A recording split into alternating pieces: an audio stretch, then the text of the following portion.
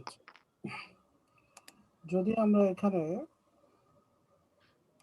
2 আর 8 দিই তাহলে কি হবে সেটা আমরা একটু দেখি।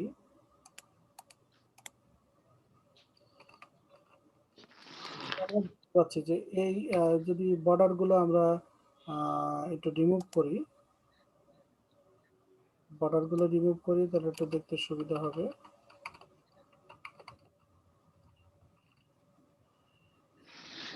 দেখাই যাবে না।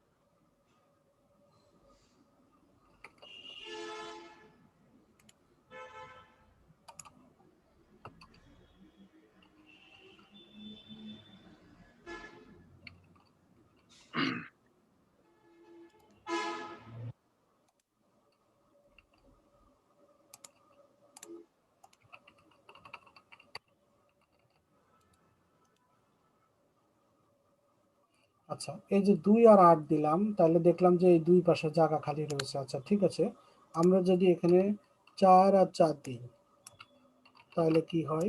4 আর 4 দিলাম, তারপরে দেখতেছি যে এটা 4 নিচে, এটা 4, কিন্তু এই পাশে ফাঁকা। ওকে, এবার যদি 8 আর 8 নিই, 8 বা এখানে আরো 5 নিলাম, 8 5 13, তার মানে 12 হলো না। তাহলে কি হলো? 8টা ধরানোর পরে এই 5টা ধরানোর জায়গা নাই, তো সে নিচে নিয়ে এসে দিয়ে এলো। বুঝতে পারছো? তো এটা আমি 9 দিলাম, 8 আর 9, তাহলে কোনোটাই তো এক লাইনে ধরাতে পারবে না, সেই জন্য সে নিচে নিচেই দিবে। প্রথমে 8 দেবে, তারপরে 9 দেবে। কিন্তু যখনই এটার যোগফল 12 হবে তখনই এক লাইনে দেখাতে পারবে। ঠিক আছে? সেটা যে কম্বিনেশনেই হোক না কেন, যখনই তার যোগফল 12 হবে তখনই সে এই দুইটা জিনিস পাশাপাশি দেখাতে পারবে। আর কোনো প্রশ্ন? আচ্ছা ভাইয়া, এখানে একটা প্রশ্ন ছিল। জি। এটা হচ্ছে যে বুটস্ট্র্যাপে কি ওই আমাদের যে কন্টেনার নিয়ে মানে সিএসএস এ যে ব্যাকগ্রাউন্ড কালারটা দিচ্ছি আর কি আমরা, হুম হুম।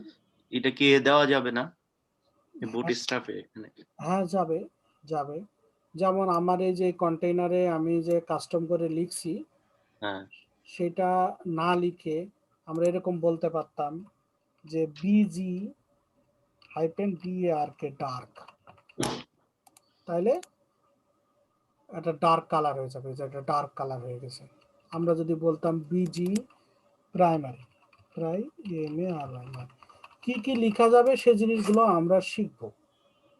এই যে প্রাইমারি, প্রাইমারি কালার হয়ে গেছে। তাহলে আমার এরকম করে আমি যদি বলি যে এখান থেকেই আমি প্যাডিং দিতে পারি, আমরা যেটা ম্যানুয়ালি শিখছিলাম প্যাডিং দিয়া, তাই না? জি জি।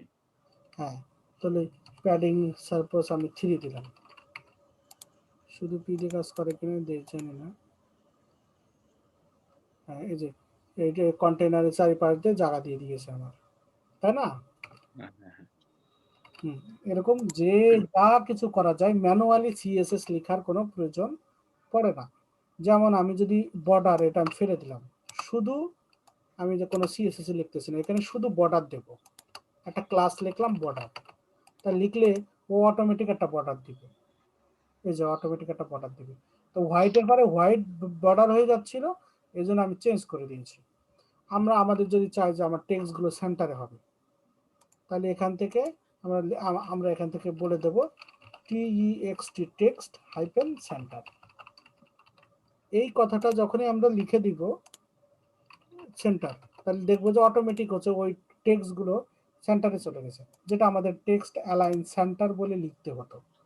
তাহলে আমার কি হচ্ছে, বুটস্ট্র্যাপ এমন সুবিধা করে দিল যে আমার আসলে শুধু আমার এখন কাজই হচ্ছে ক্লাস বসানো, আর কোনো কিছু লিখতে হবে না। আমি যা ইচ্ছা তাই করতে পারি এটার ভিতরে, শুধু এই ক্লাসগুলো ব্যবহার করে যা ইচ্ছা তাই করতে পারি। আর কোনো প্রশ্ন? আর কোনো প্রশ্ন নেই। আচ্ছা,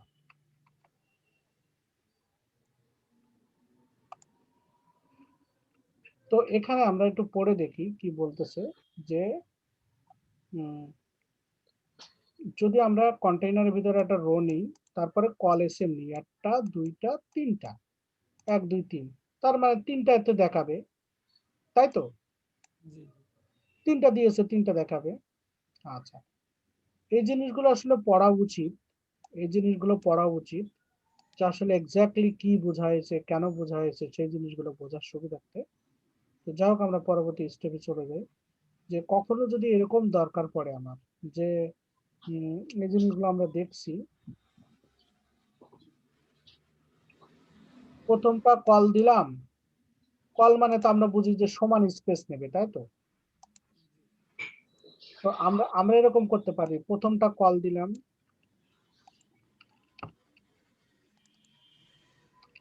সাপোজ, পরেরটাও কল দিলাম, এবং এইটা স্পেসিফিক ভাবে বলে দিলাম 4 হবে, বা স্পেসিফিক ভাবে বলে দিলাম 8 হবে। তার মানে অটোমেটিক বুঝে নেবে, এই যে একটা 8 বলে দিয়েছি, অটোমেটিক বুঝে নেবে এটা 2 2 দিতে হবে, এটা 2 দিতে হবে, কারণ যোগফল আমার 12 হতে হবে। দেখছো, এই যে এখানে আমার তাহলে শুধু একটাই আমি বলে দিলাম, তাহলে বাকি দুইটা সে সমান ভাবে নিয়ে নিল।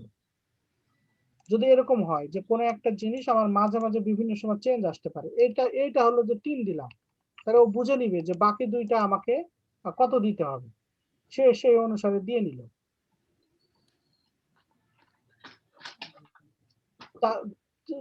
এইটা 3 দিলাম, তার মানে 12 থেকে 3 বাদ দিলাম, কত হয়? 9। 12 থেকে 9। 9 কে এটা এটা হচ্ছে 4.5, এটা 4.5, কিন্তু এরকম 4.5 সিএসএস এ লেখার সুযোগ নাই। দ্যাটস ওয়াই সে এমন সিস্টেম করেছে যে এটা অটোমেটিক ওটাকে ভাগ করে নিয়ে নেবে। আচ্ছা,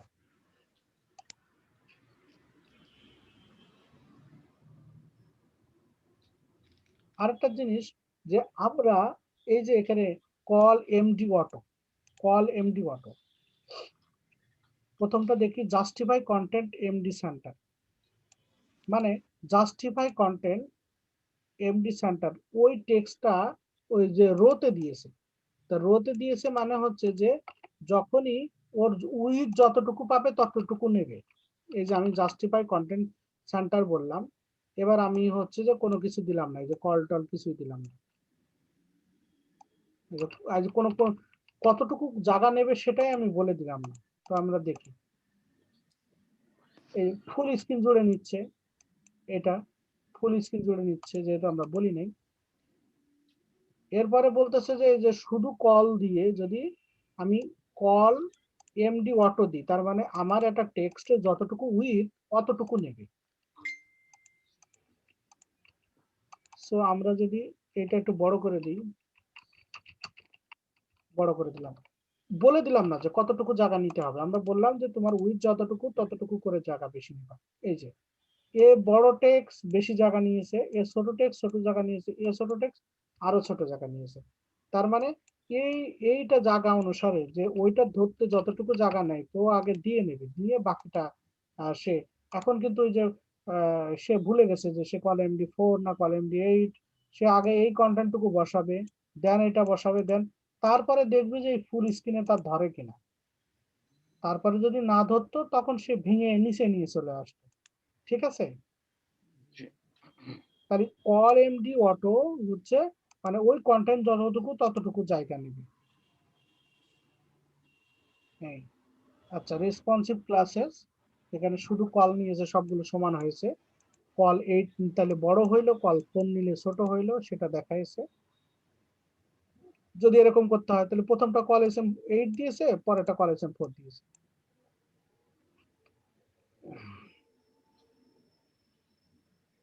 এই যে দুইটাই দেখাইছে যে কল এমডি ইউজ করেছে, এখানে শুধু কল ইউজ করেছে, এখানে কল এমডি ইউজ করেছে, এরকম বিভিন্ন কম্বিনেশন, যে আমাদের এই বিভিন্ন বক্স করার যে কম্বিনেশন, এই কম্বিনেশনটা লাগবে।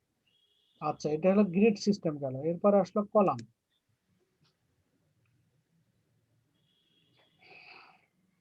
কলামের ক্ষেত্রে আমরা তো ওই যে দেখে আসলাম, একটা হচ্ছে যে অ্যালাইন, অ্যালাইন আইটেম, হচ্ছে যে অ্যালাইন আইটেম স্টার্ট, মানে এই যে যে বক্সটা আছে এই বক্সের শুরুতেই হয়েছে, অ্যালাইন স্টার্ট বলছে না, তাহলে এই বক্সের এই যে শুরুতেই হয়েছে এখানে। এবার বলতেছে যে অ্যালাইন আইটেম সেন্টার, তাহলে দেখো এই বক্সটার মাঝখানে দিয়েছে। আর যদি আমি লাস্ট বলতাম বা বটম বলতাম, এই যে ইন্ড, অ্যালাইন ইন্ড, তার মানে এই বক্সটার সবার নিচে নিয়ে আসছে, নিচে নিয়ে এসে বসাইছে। এখন কোন ক্লাসের কি কাজ, যেমন আমরা যদি এখানে ডিপ কন্টেইনার রো, এই যে এই জিনিসটা আমরা এখানে যদি একটু প্র্যাকটিস করি,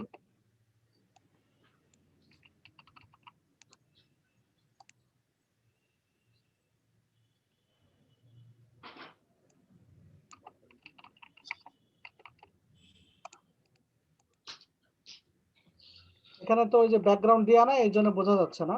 তো সেটা হচ্ছে এই যে যদি কল অ্যালাইন সেলফ স্টার্ট দেয় তাহলে এই যে শুরুতেই হবে, যদি কল অ্যালাইন সেলফ সেন্টার তাহলে মাঝখানে, যদি অ্যালাইন সেলফ ইন দেয় তাহলে হচ্ছে শেষে আসবে। এখন এইটা যদি আমাদের সিএসএস দিয়ে ম্যানুয়ালি লিখতে হতো তাহলে অনেক কিছু লিখতে হতো, যেটা শুধুমাত্র একটা ক্লাস বসাই দিলেই সেটা সেই অনুসারে কাজ করবে। বুঝতে পেরেছো?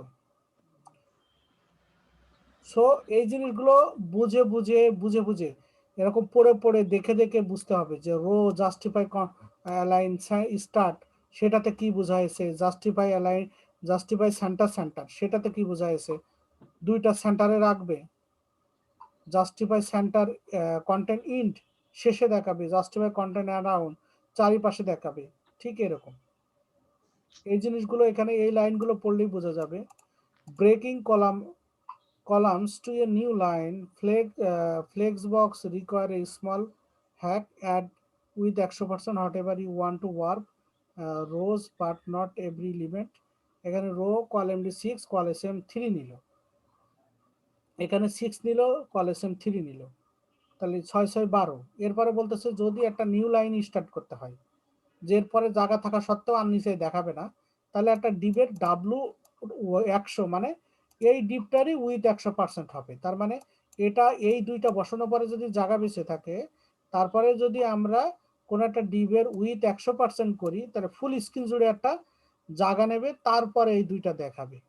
সেটার কথা বলতেছে যে উইথ 100% নেবে। কিরকম, যে আমি যদি বলি এসব এসব ভুলে যাই, এই যে এই তিনটা তো পাশাপাশি বসানোর কথা, রাইট? এই তিনটা ডি পাশাপাশি বসবে না হ্যাঁ, অ্যালেক্স? জি জি বুঝতে পারছি।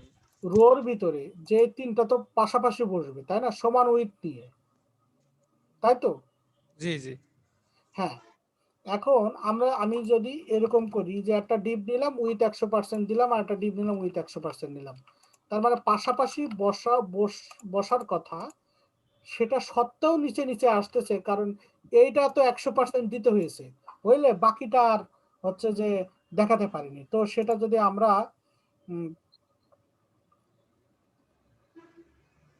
সেই কারণে নিচে চলে এসছে। তার মানে হচ্ছে যে যদি আমার কোনো সময় দরকার পড়ে যে আমার 2টার পরে 3টার পরে নিউ লাইন হবে, এবং তাহলে সেটা আমরা এইভাবে ডিপ ক্লাস W100 দিলে উইথ 100% জায়গাটা ব্ল্যাঙ্ক জায়গা নিয়ে নেবে। আর এইটা মানে হচ্ছে 100% জায়গা নেবে, ডি নান মানে ডিসপ্লে নান, মানে এটা শো করবে না। আমরা সিএসএস এ দেখছিলাম যে ডিসপ্লে নান, ডিএমডি ব্লক, কিন্তু যদি ডেস্কটপ স্ক্রিনে যায় তাহলে সেটা আবার শো করবে, বাকি সব স্ক্রিনে দেখাবে না, এরকম। তো এই প্রত্যেকটা জিনিস এখান থেকে কি করেছে, অর্ডার ফার্স্ট অর্ডার লাস্ট, তার মানে এই যে এখানে অর্ডার লাস্ট লিখলাম প্রথমে দিলাম, কিন্তু সেটা এই যে first in dum order last, এই যে অর্ডার লাস্টে চলে গেছে, লিখছি প্রথমে তারপরও কম্পাইল করে চলে গেছে শেষে, কারণ আমি দিয়েছি এখানে অর্ডার লাস্ট, এখানে অর্ডারে কিছু দিইনি তাই এটা সেন্টারে গেছে, আর অর্ডার ফার্স্ট দিয়েছি তাই শেষে থাকা সত্ত্বেও এটা প্রথমে চলে গেছে। তাহলে কোন ডিপ গুলো যদি আমার এরকম প্রয়োজন পড়ে, যে আমার হচ্ছে এটা প্রথমে দিতে হবে, এটা শেষে দিতে হবে।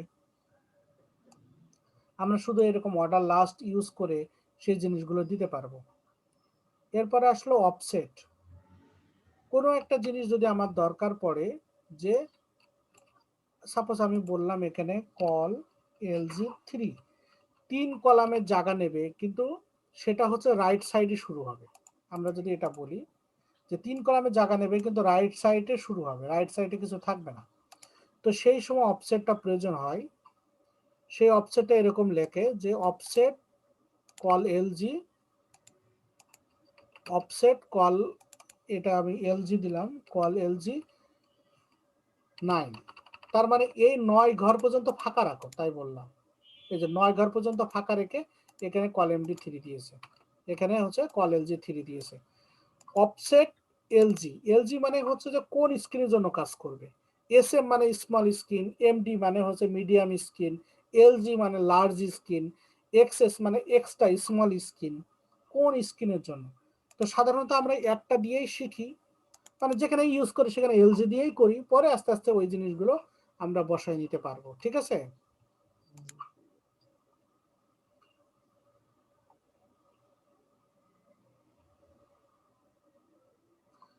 আর এটা কি বলতেছে, with move to flex box in version 4 you can use margin utility like ME auto,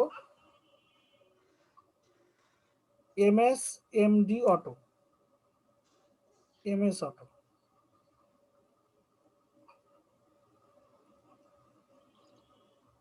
সেটা হচ্ছে যে যদি ম্যানুয়ালি মার্জিন অটো দিতে হয় কোনোটাই, তাহলে আমরা এভাবে করে মার্জিন অটো দিয়ে দিতে পারি ওই ডিপটার।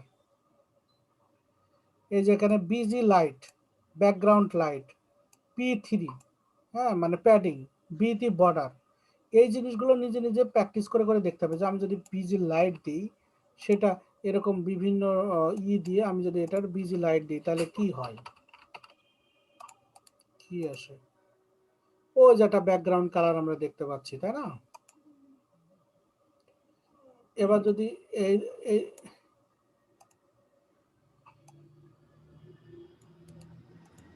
হুম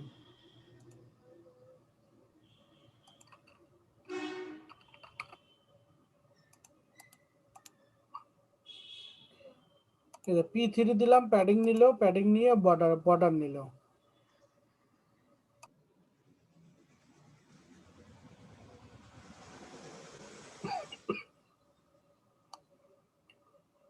ওকে, এবার হচ্ছে এখানে হচ্ছে যে গুটার্সে কি বলছে, যে gutters are the gaps between column content created by horizontal padding. We set padding right, padding left on each column, use negative margin to offset that start end of each row align content. Gutters start at 1.5 REM, approximately 24 pixel with, যা padding জায়গা নেই। কিরকম, যে এই যেখানে রোর এখানে GX হচ্ছে যে 5 বলবো, আমরা যদি রোর GX5 দিই, তাহলে এই আগের প্যাডিং এর কারণে বুঝতে পারিনি যে ওর একটা অরিজেন্টাল 2 কলামের 2 পাশে হচ্ছে যে সে প্যাডিং নিয়ে জায়গা নাই। P3 মানে হচ্ছে প্যাডিং, হ্যাঁ প্যাডিং। তো এরপরে কি বলতেছে যে GX class can be used control horizontal gutter with container full parent may be need adjusted. Large guitars are used to avoid unwanted overflow using meshing padding utilities. For example, following example we have increased padding with PX4.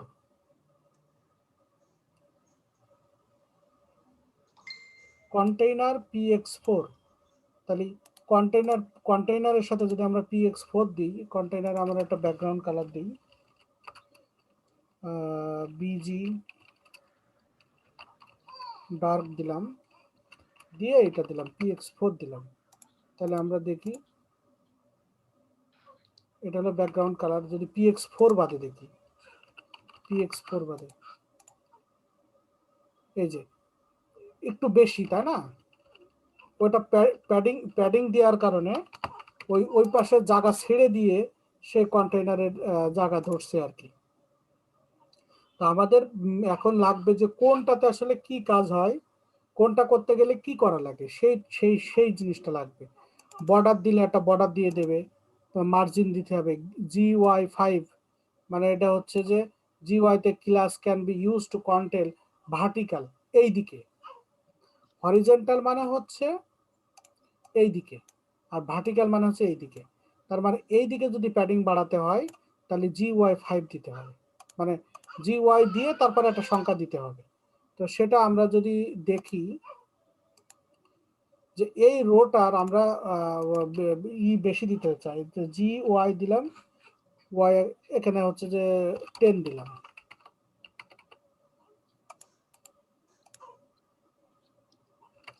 Ten define করা নাই হয়তো, 5 দিয়ে দেখি।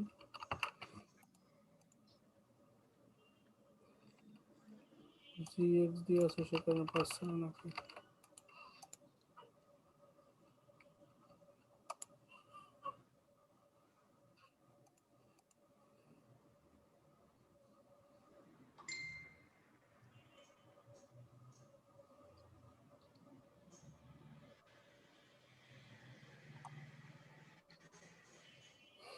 এখানে যতগুলো class আছে প্রত্যেকটা জিনিস হচ্ছে যে বুঝতে হবে, প্রত্যেকটা জিনিস যে কেন দেওয়া হয়েছে, কেন ইউজ করা হয়েছে, তাহলে তখন আমরা ইচ্ছা মতো একটা স্ট্রাকচার দাঁড় করায় সেই জিনিসগুলো আমরা ডিজাইন করতে পারবো।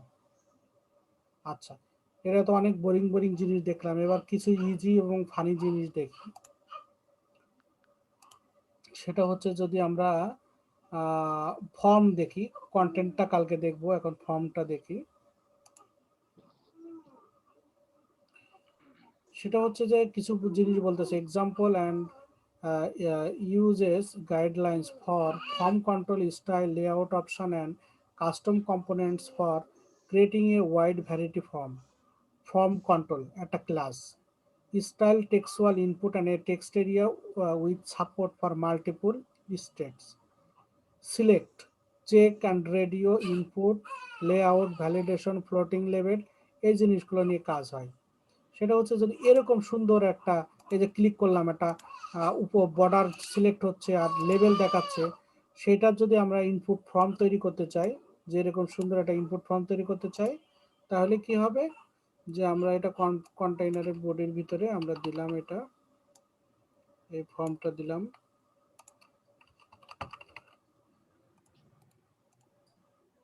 এই যে একটা ইনপুট ফর্ম তৈরি হলো, সাবমিট বাটন তৈরি হয়ে গেল। সেটা কি করেছে এখানে এমবি মার্জিন বটম 3 পিক্সেল, তার মানে মোবাইল স্ক্রিন করলেও যেন লেগে না যায়, এবং মোবাইল স্ক্রিন করলেও যেন সেটা সুন্দরভাবে দেখায়। এই যে ফাঁকা গ্যাপ রাখার জন্য মার্জিন বটমটা দিছে আর কি। এরপরে কি বলতেছে, একটা লেবেল নিয়েছে, এগুলো কিছু না, এগুলো জাস্ট টেক্সট, যে এই লেবেলের যা নাম থাকবে, যদি এখানে ইমেল থাকে তাহলে আইডির নামও ইমেল দিব। তারপরে ক্লাসে ফর্ম লেভেল ইউজ করেছে, ফর্ম লেভেল, তারপরে এখানে ইমেল দিল, আর এখানে ডার্ক ছিল লাইট দিয়ে, LIGHT, কন্টেইনারে লাইট দিই, ডার্ক দিলে কেমন দেখা যাচ্ছে, লাইট, হ্যাঁ। তাহলে কি হচ্ছে, এখানে ফর দিল, এখানে আইডির জন্য ফর্ম লেভেল, এরপরে ইনপুট দিল টাইপ ইমেল, ফর্ম কন্ট্রোল, আর এগুলো হচ্ছে কিছু না, এগুলো না দিলেও চলবে। আইডি হচ্ছে ইমেল হেল্প, এই যে এখানে দিয়েছে যে ডেসক্রাইব এরিয়া ডেসক্রাইব বাই, এই যে এখানে যে will never show anything use দিছে না, সেটা শো করানোর জন্য আইডি এখানে ইমেল হেল্প দিয়েছে, আর ফর্ম টেক্সট। এরপরে হলো এমবি, আবার হচ্ছে মার্জিন বটম 3 পিক্সেল। এরপরে হচ্ছে যে একটা এখানে পাসওয়ার্ড, এখানে হচ্ছে যে ID password, form level password, input type password, যেটা আমরা নর্মালি এইটা লিখছি, এর সাথে আসলো এই জিনিসটা যে আমি এখানে কি দিচ্ছি তার ভ্যালু, কি দিচ্ছি তার ভ্যালু। এই তাহলে আমি কত সহজে হচ্ছে যে এখানে চেকবক্স কত সহজে হচ্ছে ইনপুট টাইপ চেকবক্স দিলাম, এখানে লেবেল দিলাম, এখানে যেটা দিলাম যে লেবেলটা দিলাম এখানে হচ্ছে যে সেই ক্লাসে সেই নামটা আছে। ফর দিচ্ছি এটার আইডি, আমি যদি দিই চেকবক্স সিকে দিলাম, এখানে আইডি দেবো সিকে। ওরা একটা ডেমো টেক্সট দিয়ে রাখছে, সাবমিট বাটন, ফর্ম শেষ। তাহলে এই যে এখানে যে ফর্মগুলো আছে, আগামীকালকে এই সবগুলো হচ্ছে যে ইসে প্র্যাকটিস করতে হবে। সবগুলো এই ফর্মের ভিতরে যতগুলো আছে, যে যদি এরকম দেখাতে চাই এখানে লেভেল থাকবে, এখানে টেক্সট থাকবে, আর এখানে মাস্ট বি ক্যারেক্টার হচ্ছে যে 8 to 20 ক্যারেক্টার লং দেখাবে। তাহলে হচ্ছে যে কি করতে হবে, এখানে রো নিয়েছে G3, মানে দুই পাশ চারিপাশ থেকে এটার একটা প্যাডিং দিয়েছে, গুইটার প্যাডিং, তারপরে অ্যালাইন আইটেম সেন্টার, সবগুলো সেন্টারে নিয়ে আসলো। কল অটো দিয়ে লেবেল দিল, তারপরে কল অটো দিয়ে পাসওয়ার্ড দিল, তারপরে কল অটো দিয়ে, তার মানে হচ্ছে যে কোনোটা যদি বড় হয় তাহলে বড় জায়গা নেবে, কোনোটা যদি ছোট হয় ছোট জায়গা নেবে। তাহলে এই জিনিসটা এভাবে করলো। এবার কোনো একটা ফর্ম যদি ডিজেবল করতে হয়, তাহলে input class form control ID disable input, এখানে ডিজেবল লিখে দিলে ওটা ডিজেবল দেখাবে, যে এরকম ডিজেবল, এই যে ডিজেবল দেখাচ্ছে, এটা কাজ করবে না, সিলেক্ট বাটন। তো সেটা কিভাবে করে, এই যে ফর্মের বিভিন্ন ধরন আছে, এবার গেল হলো ফর্ম কন্ট্রোল গুলো কিভাবে কাজ করে, যে আমার যদি এই যে এক্সাম্পল এরিয়া কিভাবে দিয়েছে, কি ক্লাস ইউজ করেছে, যদি আমরা এরকম দিতে চাই, এরকম বড় করতে চাই, তাহলে ফর্ম কন্ট্রোল এলজি দিতে হবে। আমরা যদি একটা ফর্মটা বড় করতে চাই, ফর্ম কন্ট্রোল তো আমরা এখানে ইউজ করেছিলামই, আমরা যদি এলজি দিই তাহলে ইমেল ইনপুট নেওয়ার ঘরটা বড় হয়ে যাবে, এই যে অনেক বড় হয়ে গেল, তাই না? যদি এটা ডিফল্ট নিতে চাই, যদি আরো ছোট করতে চাই, তাহলে এখানে ফর্ম কন্ট্রোল এসএম ইউজ করতে হবে। যদি ডিজেবল করতে হয় তাহলে কি করতে হবে, এই যে ডিজেবল, এখানে ডিজেবল। যদি রিড অনলি করতে হয়, এটা হলো ডিজেবল, এটা রিড অনলি লিখে দিতে হয়। আচ্ছা, আর 10 মিনিটে হয়তো বন্ধ হয়ে যাবে, জুম ডিসকানেক্ট হয়ে যাবে। সো এই যে ফর্মের ভিতরে যে এক্সাম্পল গুলো আছে, উপরে যদি আমরা এই যে লিঙ্কটা, এই লিঙ্ক আপ আর নিচে লিঙ্ক আপ রেখে এই ফর্মগুলো প্র্যাকটিস করতে হবে। ফর্মগুলো মোস্ট ইম্পর্টেন্ট, যে আমাদের বেশিরভাগ ক্ষেত্রে এই ফর্মগুলো ডিজাইন লাগবে। ঠিক আছে, এই যে সিলেক্ট ফর্মগুলো কিভাবে ডিজাইন করে, যদি এরকম একটা করতে চাই তাহলে কি ক্লাস ইউজ করতে হবে, এরকম ফর্ম সিলেক্ট করলে অটোমেটিক এরকম হয়ে যাবে, কারণ এটা অলরেডি বলাই আছে যে কি কি হবে। যদি এরকম একটু বড় করতে চাই, তারপরে যদি ছোট করতে চাই, যদি এরকম মাল্টিপল সিলেক্ট করতে চাই, তাহলে কি করতে হবে, শুধু এই ক্লাস ইউজ করে দিলেই অটোমেটিক হয়ে যাবে। এই প্রত্যেকটা ফর্মগুলো প্র্যাকটিস করতে হবে। আর জি আমি যত লং টাইম ধরে বোঝাই, যত কিছু ডিসকাস করি না কেন, তার সব কিছু হচ্ছে মেইনলি যে তুমি কতটুকু প্র্যাকটিস করতেছো তার সেটার উপর ডিপেন্ড করবে। এত এত লং একটা জিনিস, যেটা হচ্ছে যে খুব কঠিন, কি যে আমার মনে রাখতে হবে যে আমি যদি যখন সিলেক্ট দেবো তখন ক্লাসটা ফর্ম হাইফেন সিলেক্ট দিতে হবে, এইটুকু মনে রাখতে হবে। আর বাদ বাকি সব সেম এইচটিএমএল কোড, আর কিছু না। তুমি যদি এইচটিএমএল দিয়ে ধরো যে যদি তুমি ইউজ করো এই যে রেঞ্জ, এই যে কত সুন্দর করে মুভ হচ্ছে, ক্লিক করলে একটু হোয়াইট হয়ে মানে একটু ওভারলে হয়ে যাচ্ছে, হালকা হয়ে যাচ্ছে, এত সুন্দর কিভাবে করলো? কিছুই না, এত সুন্দর শুধু ক্লাস ফর্ম রেঞ্জ এটা ইউজ করছে, আর কিছু না। আমি রাইট আমরা হচ্ছে সাপোজ আমি যদি এই যে এখানে সাবমিট বাটনের নিচে আমরা রেঞ্জ দিলাম, ফর্ম রেঞ্জ দিলাম ফর দেখার পারপাসে, এই যে আমরা দেখতে পাচ্ছি যে হয়ে গেছে। আচ্ছা ঠিক আছে, যদি আমি এই ক্লাসটা বাদ দিয়ে দিই,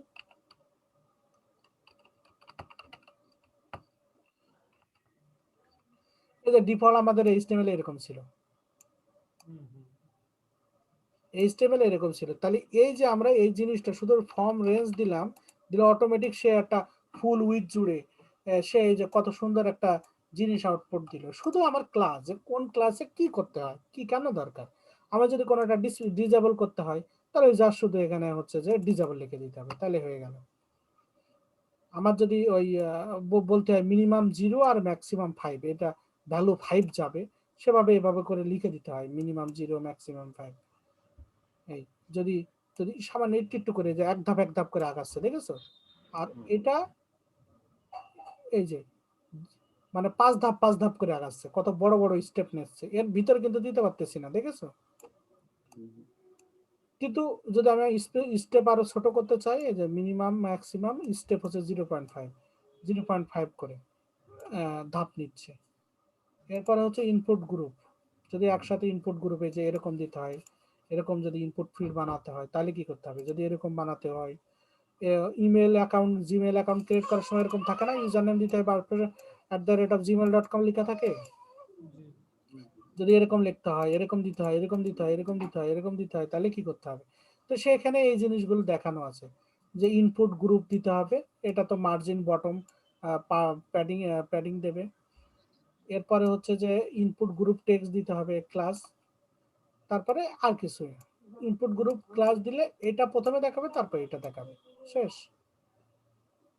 এটা প্রথমে দেখাবে, এটা দ্বিতীয় দেখাবে, তারপরে ইনপুট গ্রুপ টেক্সট দিয়েছে যে উইথ এরিয়া, আর এখানে ফর্ম কন্ট্রোল, আর একটা কি একটা ডিবির ভিতরে ইনপুট গ্রুপ নিয়েছে, তাহলে এরকম হয়ে যাবে। কারণ এইটা যদি আমাদের ম্যানুয়ালি সিএসএস দিয়ে লিখতে হতো তাহলে অবস্থা খারাপ হয়ে যেত, ঠিক আছে? তো এই যে ইনপুট ফর্ম গুলো, অন্য দিনগুলো এতদিন পর্যন্ত আমি কোনো টাস্ক দেখিনি, হোমওয়ার্ক দেখিনি। সো আজকে খুবই আমি ডিটারমাইন্ড এবং আমি খুব সতর্কভাবে বলছি যে আগামী পরশু দিন এই সবগুলোর এক্সাম্পল আমি দেখতে চাই যে হচ্ছে যে 5 পেজে করা হয়েছে। তা না হলে প্র্যাকটিস না করলে আসলে কোনো হবে না, কোনো লাভ নেই। আলামিন, খুব ইজি প্রত্যেকটা জিনিস, তুমি হচ্ছে যে এই প্রত্যেকটা জিনিস একটু প্র্যাকটিস করো, কপি পেস্ট করে প্র্যাকটিস করো। হ্যাঁ, তো হচ্ছে যে সময় নাও, কালকে দিনটা সময় নাও, নিয়ে যখনই সময় পাও এই যে এই বুটস্ট্র্যাপ 5 এ লিঙ্কও আমি দিয়ে দিব, তারপর আমি যেখানে কাজ করেছি ডাউনলোড করা সেটাও আমি শেয়ার করে দেব, দিয়ে তুমি হচ্ছে যে এইটা হচ্ছে প্র্যাকটিস করো, ঠিক আছে? আচ্ছা, ঠিক আছে। ওকে।